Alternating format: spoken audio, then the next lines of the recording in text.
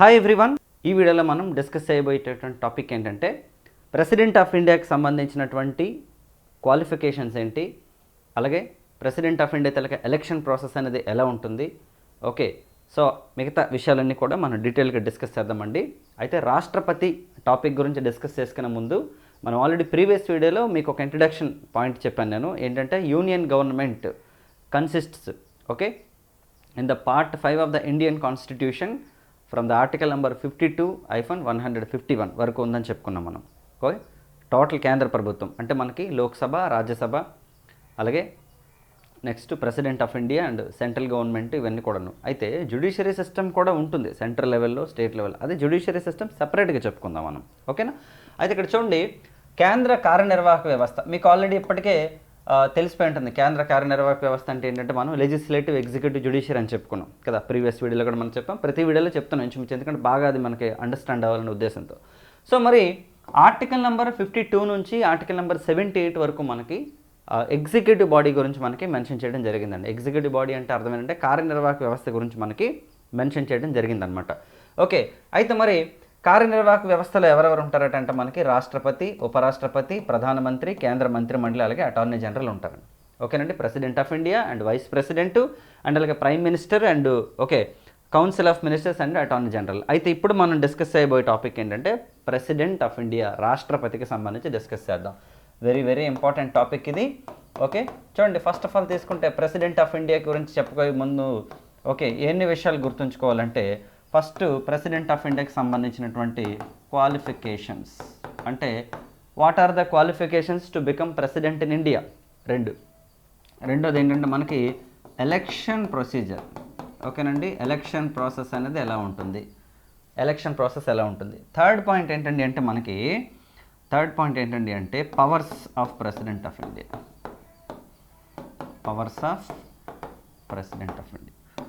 ఫోర్త్ది వచ్చేసి ఏంటండి అంటే ఇంపీచ్మెంట్ ప్రాసెస్ అండి.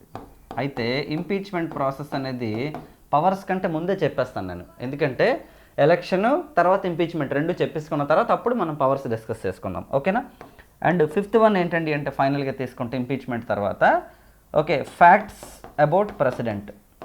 ఓకేనండి, facts about president of India అంటే ఎంతమంది ప్రెసిడెంట్లు ఉన్నారు, వాళ్ళ పవర్స్ని ఎలా యూజ్ చేశారు, వాట్ ఆర్ ది ఓకే మనకి ఎలిమెంట్స్ ఏంటి అనేది మనం డిస్కస్ చేసుకుందాం. ఇది మెయిన్ అనమాట. సో మీరు ఈ టాపిక్ చదివేటప్పుడు ఏంటంటే మెయిన్ ఇలా గుర్తుంచుకోవాలి. ఓకేనా. మరి ఇప్పుడు ఒక్కొక్కటి చూద్దాం. ఫస్ట్ ఏంటి క్వాలిఫికేషన్స్ టాపిక్ చూద్దాం.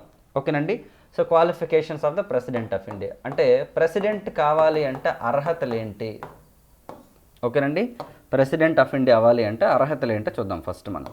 అయితే ఏంటి మీకు కొన్ని పాయింట్స్ ఆల్రెడీ తెలిసే ఉంటాయి. చూడండి, to become president in India okay minimum age ఎంత ఉండాలంటే 35 ఇయర్స్ ఉండాలన్నమాట. ఓకేనండి, minimum age to become president of India ఎంత అంటే మనకి 35 ఇయర్స్ ఉండాలి. అండ్ అలాగే సిటిజన్ అయి ఉండాలండి, ఇండియన్ సిటిజన్ అయి ఉండాలి, should be the citizen of India. అయితే ఇక్కడ మీరు ఒక విషయం గుర్తుంచుకోవాలి, అమెరికాలో అధ్యక్ష తరహా ప్రభుత్వం ఉంది, భారతదేశంలో పార్లమెంటరీ సిస్టమ్ ఉందని చెప్పుకున్నాం మనం ప్రీవియస్ వీడియోలో కదా.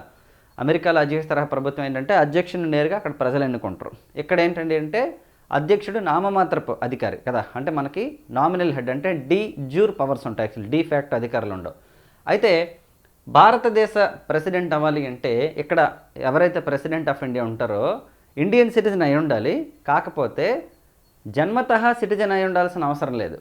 ఓకే, అంటే ఇండియన్ సిటిజన్ కంపల్సరీగా అయి ఉండాలి. అంటే ఇక్కడ ఒక ఇది కూడా ఉంటుందన్నమాట. యాక్చువల్లీ ఏంటంటే 1955లో చేసినటువంటి భారత ప్రభుత్వ చట్టం ప్రకారం 1955లో చేసినటువంటి పౌరసత్వ చట్టం ప్రకారం మనకి అంటే సిటిజన్షిప్ యాక్ట్ ప్రకారం ఏంటండి అంటే కొన్ని ఉంటాయన్నమాట. యాక్చువల్ అంటే సిటిజన్షిప్ ప్రకారం ఎలా అయినా సరే, అంటే ఫర్ ఎగ్జాంపుల్ సిటిజన్షిప్ అనేది ఎలా వస్తుంది ఒక ఇండియన్ కంటే, ఒకటి జన్మతః వస్తుంది, బై బర్త్ వస్తుంది అనమాట. రెండోది వచ్చేసి బై డిసెంట్ వస్తుందండి. ఓకే, బై బర్త్ ఒకటి, బై డిసెంట్ అంటే అర్థం ఏంటంటే పేరెంట్స్ ఫారెన్లో ఉండి అక్కడ పుట్టారనుకోండి పిల్లలు, ఎగ్జాంపుల్ వాళ్ళు కూడా ఆటోమేటిక్గా ఇండియన్స్ అవుతారు. అంటే భారతీయులు విదేశాల్లో ఉంటే అక్కడ పుడితే కూడా వాళ్ళు ఏమవుతారు, భారతీయులు అవుతారు. మూడోది ఏంటంటే అంటే రిజిస్ట్రేషన్ ద్వారా. ఓకే, అంటే భారతదేశంలో అంటే విదేశీయులు ఉంటారు, వాళ్ళు వచ్చి భారతదేశంలో మాకు సిటిజన్షిప్ కావాలని చెప్పేసి ఒక సెర్టైన్ టైం పీరియడ్ దాదాపు ఒక 7 సంవత్సరాలు కంటిన్యూస్గా రిజిస్ట్రేషన్ చేయించుకుంటే అంటే ఆ 7 సంవత్సరాలు ఉండొచ్చు అనమాట. అది బైఫర్కేషన్ ఉంటుంది, 5 ఇయర్స్ కొన్నిసార్లు 2 ఇయర్స్ అలా మొత్తం కలిపి ఓవరాల్గా 7 ఇయర్స్ పాటు ఇండియాలో ఉంటే రిజిస్ట్రేషన్ చట్టం ప్రకారం ఉంటుంది. ఫోర్త్ది వచ్చేసి ఏంటంటే న్యాచురలైజేషన్ అండి, సహజీకృత పౌరసత్వం. Example mother Teresa. ఓకే, భారతదేశంలోనే కంటిన్యూస్గా ఉంటూ ఎటువంటి రిజిస్ట్రేషన్ సిస్టమ్ లేకుండా కనీసం ఒక 12 సంవత్సరాలు అనుకుంటా, అలాగే భారతదేశ లాంగ్వేజ్లో ఏదో ఒక లాంగ్వేజ్ మీద అంటే రాజ్యాంగం గుర్తించిన భాషల్లో ఉంటే న్యాచురలైజేషన్ ప్రాసెస్ ద్వారా కూడా వస్తుంది అనమాట పౌరసత్వం. అండ్ లాస్ట్ వన్ ఏంటండి అంటే ఇన్కార్పొరేషన్ అంటారండి. దీన్ని ఇన్కార్పొరేషన్ అంటే అర్థం ఏంటంటే భూభాగాల విలీనం ద్వారా.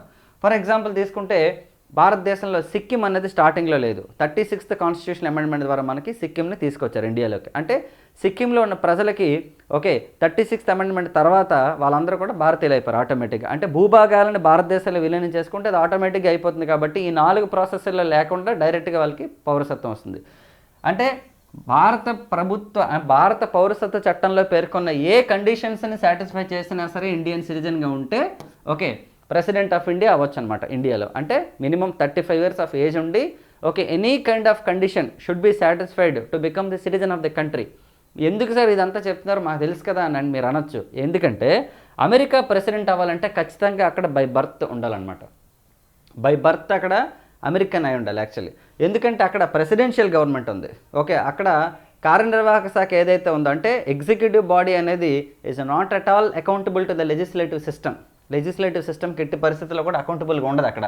సో కాబట్టి గుర్తుంచుకోండి, ఇది చాలా ఇంపార్టెంట్ అండి, ఇండియన్ సిటిజన్ అయి ఉండాలన్నమాట. ఓకే, మరి మూడో విషయం తీసుకుందామండి మనం. ఓకే, భారతదేశ పౌరులై ఉండాలి. చూడండి భారత రాష్ట్రపతి అయితే ఓకే భారత రాష్ట్రపతి అయితే సిటిజన్ ఆఫ్ ఇండియా అయి ఉంటే చాలన్నమాట. బై బర్తే జనరల్గా ఎప్పటిదాకా అయ్యారు మనకి. ఓకే, కానీ అక్కడ మనకి ఈ యాక్సెసిబిలిటీ కూడా ఉందన్నమాట యాక్చువల్లీ. అంటే ఈ కండిషన్స్ సాటిస్ఫై చేసిన చాలు. కానీ అమెరికాలో మాత్రం ఖచ్చితంగా జన్మతః పౌరుడై ఉండాలి. మనది పార్లమెంటరీ సిస్టమ్, వాళ్ళది ప్రెసిడెన్షియల్ సిస్టమ్. ఓకే, ఈ 2 క్వాలిఫికేషన్స్ అండి. వీటితో పాటు లోక్సభ మెంబర్ అవ్వడానికి క్వాలిఫికేషన్స్ ఉండాలన్నమాట. ఓకే, అంటే లోక్సభ సభ్యుడు అవ్వాలి అంటే కనీసం 25 సంవత్సరాల వయసు ఉండాలి. ఓకే, లోక్సభ ఎన్నిక సంబంధించి మనం చెప్పుకుందాం సపరేట్గా. లోక్సభకి ఎన్నిక కావడానికి ఏవైతే క్వాలిఫికేషన్స్ ఉండాలో అవన్నీ కూడా ఉండాలన్నమాట. పార్లమెంట్ మెంబర్ కాదు, గుర్తుపెట్టుకోండి. లోక్సభ మెంబర్ అవ్వడానికి కావాల్సిన క్వాలిఫికేషన్స్ అన్నీ కూడా ప్రెసిడెంట్ ఆఫ్ ఇండియాకి ఉండాలి. ఇది 3వ క్వాలిఫికేషన్. అలాగే నెక్స్ట్ తీసుకుంటే ఆఫీస్ ఆఫ్ ప్రాఫిట్ అయి ఉండకూడదండి. అంటే ఎటువంటి ప్రభుత్వ ఉద్యోగం చేస్తూ ఉండకూడదన్నమాట. అయితే ఇక్కడ ఒక యాక్సెసిబిలిటీ ఉంటుంది. ఆఫీస్ ఆఫ్ ప్రాఫిట్ అంటే అర్థం ఏంటంటే ప్రభుత్వం ద్వారా ఓకే జీతం రాకూడదన్నమాట. ఇక్కడ ఈ ఆఫీస్ ఆఫ్ ప్రాఫిట్ నుంచి ఎవరెవరికి ఎగ్జామ్షన్ అంటే ఎగ్జామ్షన్ కాదు యాక్చువల్లీ, వాళ్ళు ఆఫీస్ ఆఫ్ ప్రాఫిట్ కిందకి రారు. ఎవరెవరు ఏంటంటే ఎమ్మెల్యేలు, ఎంపీలు అంటే లెజిస్లేటివ్ మెంబర్స్ ఎవరైతే ఉంటారో వాళ్ళు కానీ, లేదా ఒక రాష్ట్రంలో ఎమ్మెల్సీ కానీ, లేదంటే నెక్స్ట్ వచ్చేసి పార్లమెంట్ మెంబర్స్ కానీ వాళ్ళెవరు కూడా ఆఫీస్ ఆఫ్ ప్రాఫిట్ కిందకి రారు. అలాగే కేంద్రంలో కానీ రాష్ట్రంలో కానీ మంత్రిమండలిలో ఉన్న సభ్యులు కూడా వాళ్ళు రారనమాట.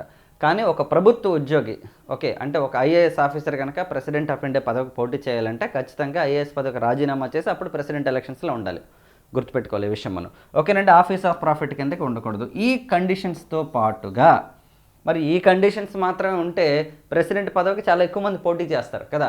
ఎందుకంటే మినిమం 35 ఇయర్స్ ఆఫ్ ఏజ్ ఒకటి, అలాగే ఇండియన్ సిటిజన్ భారతదేశ పౌరసత్వం, అలాగే లోక్సభ మెంబర్కి ఉండాల్సిన క్వాలిఫికేషన్ మినిమం 25 ఇయర్స్ ఏజ్, ఇవన్నీ కూడాను.